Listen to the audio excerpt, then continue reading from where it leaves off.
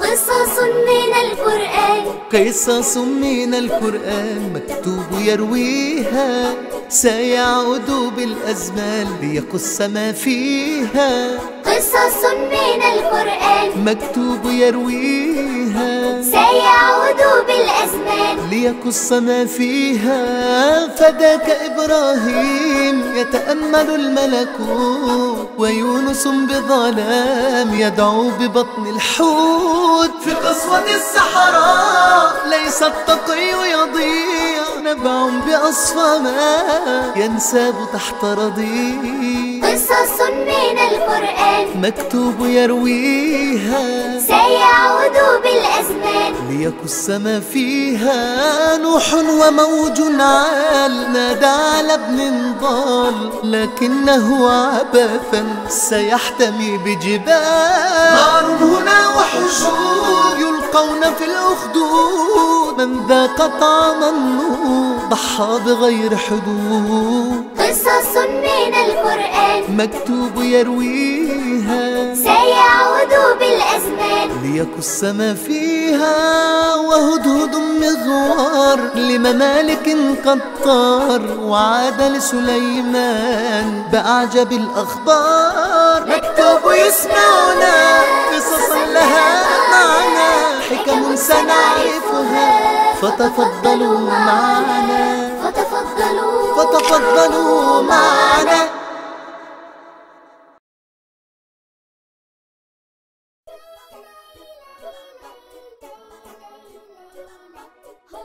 يوسف، استعد، سنتحرك بعد قليل. أنا جاهز ومستعد يا صديقي، بمجرد أن تعطي الإشارة بالتحرك سأنطلق معك. إلى أين أنتما ذاهبان؟ سيصطحبنا جدي إلى مزرعته. متى؟ بعد 10 دقائق من الآن. ولما لم تخبراني بالأمر؟ ولما نخبرك يا مكتوب؟ هل أنت ولي أمرنا؟ لا يا يوسف، ولكني صديقكم. هل تريد المجيء معنا يا مكتوب؟ نعم. حسناً، ما المشكلة؟ فلتأتي. ومن سيهتم بمكتبتي في غيابي؟ وجدتها. أنا لدي فكرة. ما هي؟ سأقترح على أحمد أن يأتي ويحل محلك في المكتبة لحين عودتنا من المزرعة. فكرة رائعة، ولكن هل سيوافق أحمد؟ سنرى، سأرسل له رسالة الآن. ماذا قال لك؟ لقد وافق. من حسن حظك يا مكتوب أنه بالقرب من هنا، وسيأتي خلال 5 دقائق. رائع، سأزور معكم مزرعة الجد. أنا مسرور للغاية. ونحن أيضا مسرورون. بالتأكيد أنتم مسرورون لأني سأذهب معكما. لا، بل نحن مسرورون لأننا سنزور مزرعة جدي.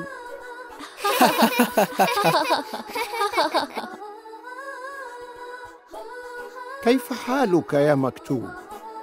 بخير أيها الجد، كيف حالك أنت؟ أنا بخير ما دمتم جميعا بخير. أخبرني أيها الجد، ما هي الحيوانات التي تربيها في مزرعتك؟ كل الحيوانات يا مكتوب. كل الحيوانات؟ هل لديك خراف وأبقار ومعز وخيول؟ نعم يا مكتوب. رائع، أنا أعشق مشاهدة كل هذه الحيوانات. أتمنى أن تقضوا وقتا سعيدا في مزرعتي. نحن نقضي وقتا سعيدا منذ أن رأينا وجهك البشوش أيها الجد العزيز. بارك الله فيك.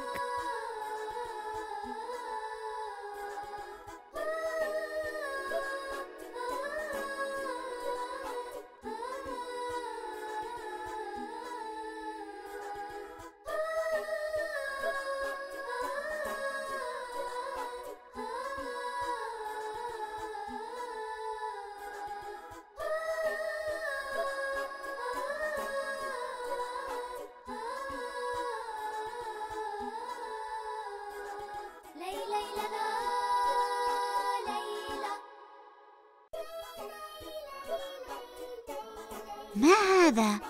انظر يا مكتوب إلى تلك البقرة. لونها مختلف تماماً عن باقي الأبقار. لون متميز، بقرة صفراء. هذه البقرة تذكرني ببقرة بني إسرائيل. بقرة بني إسرائيل؟ يا مكتوب، ماذا تنتظر؟ هيا احكي لنا قصة تلك البقرة. نحن في مزرعة الجد، فهو أولى مني بحكاية القصة لكما. أما أنا فدعوني أستمتع بمشاهدة حيوانات المزرعة. هيا يا جدي، احكي لنا. حسناً يا صغاري، سأحكي لكما لأن مكتوباً مشغول بمشاهدة الحيوانات. كان هناك رجل عجوز فاحش الثراء، وما كان له وريث إلا ابن أخ له، وقد استعجل الميراث فقتل عمه العجوز وألقى جثته أمام باب رجل آخر. وفي الصباح جاء القاتل ليندب عمه ويبكيه ويرثيه، واحتكم إلى نبي الله موسى عليه السلام كي يظهر له القاتل، فدعا موسى ربه أن يكشف له القاتل، فأوحى الله إليه أن يذبح بنو إسرائيل بقرة. وعندما أخبرهم بهذا غضبوا وقالوا له: أتتخذنا هزوا؟ فقال لهم: بل هذا ما أمركم به ربكم من أجل إظهار الحقيقة. فسألوه: كيف يختارونها؟ وما هي الشروط؟ وكم يبلغ عمرها؟ كان وابلا من الأسئلة ينهال على النبي موسى عليه السلام، فقال لهم: أخبرني ربي بأنها يجب أن تكون في مقتبل العمر وأوسطه، فلا هي بالكبيرة ولا هي بالصغيرة. ذهبوا وبحثوا، ولكنهم عادوا بأسئلة معقدة، فقالوا لموسى: فلتدع ربك ليبين لنا ما لونها.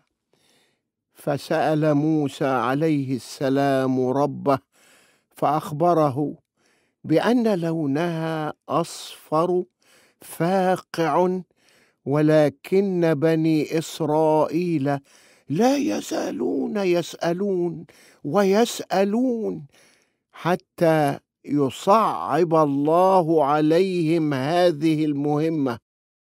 فكان سؤالهم الثاني أن يوضح لهم عمل هذه البقرة وصفاتها، فإن جميع الأبقار تتشابه عليهم.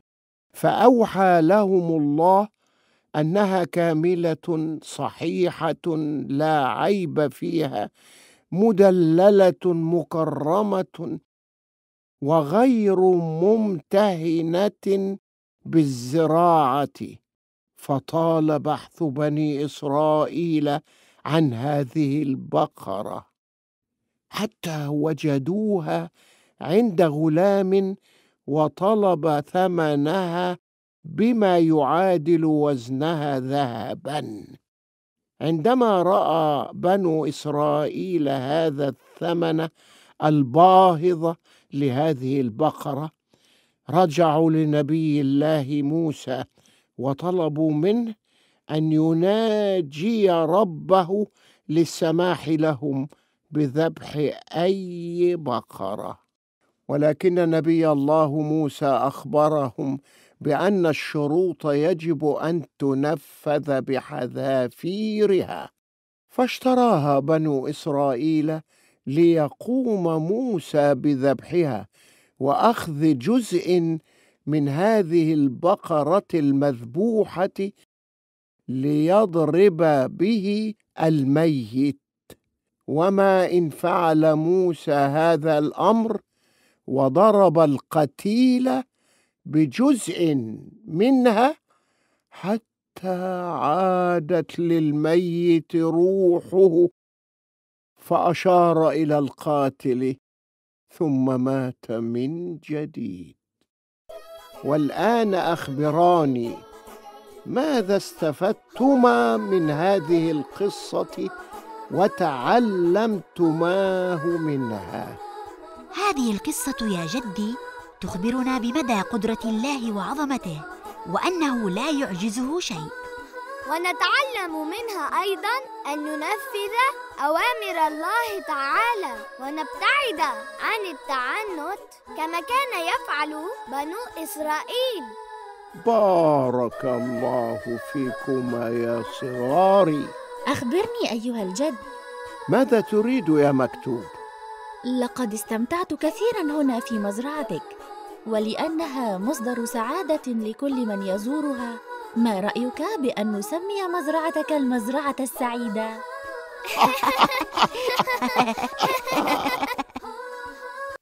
قصص قصص قصص من القرآن، قصص من القرآن مكتوب يرويها، سيعود بالأزمان ليقص ما فيها. قصص من القرآن مكتوب يرويها، سيعود بالأزمان ليقص ما فيها. فداك إبراهيم يتأمل الملكوت، ويونس بظلام يدعو ببطن الحوت. في قسوة الصحراء ليس التقي يضيع، نبع بأصفى ماء ينساب تحت رضيع.